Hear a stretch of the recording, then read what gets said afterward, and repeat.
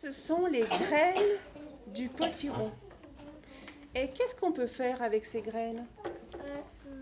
On peut faire des potiches. Qu'est-ce qu'on pourrait faire? Comment tu pourrais? Parce que L'association des Amis du Vieux Sénot met un point d'honneur à enseigner les rudiments du jardinage. Et il vaut mieux s'y prendre tôt. Poireaux, carottes, lentilles, citrouilles, les enfants, loin d'être novices, bien au contraire, ont eu l'occasion d'approfondir leur connaissance des mystères du jardinage. Oui, ce sont des graines de fleurs, tu as raison. Ce sont des graines de yédin. Alors l'association des Amis du Vieux Sénot a été créée en 1983. Elle a pour objectif de valoriser l'héritage rural de la commune. Et puis elle a plus récemment pour objectif de mettre en place une infrastructure culturelle visant à tisser un lien entre le monde rural et le monde urbain.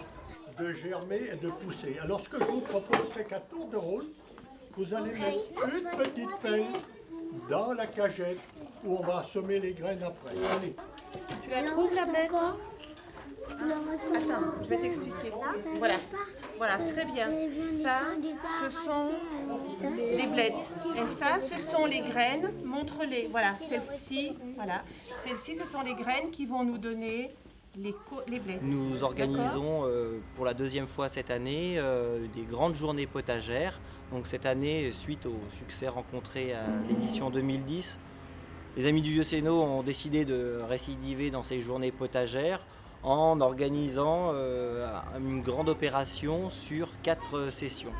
Donc la première, qui se finit aujourd'hui, consistera en une intervention dans les écoles, dont l'objectif en fait sera de familiariser les enfants aux rudiments du jardinage et puis à leur montrer un petit peu un enseignement théorique sur la germination et sur la différence qu'on peut trouver au niveau des graines. Tout le monde a mis sa petite graine? oui. 4 grandes étapes ont ponctué et finaliseront ces journées dédiées aux petits jardiniers en herbe. La prochaine étape se tiendra en mai au pied de la butte Saint-Martin où les enfants pourront planter leur potager. Puis la finale aura lieu le 6 juin prochain, célébrant le travail des enfants avec des animations autour de l'environnement. Une grosse motte de terre qui est très dure. Tu laisses ça, mon coco.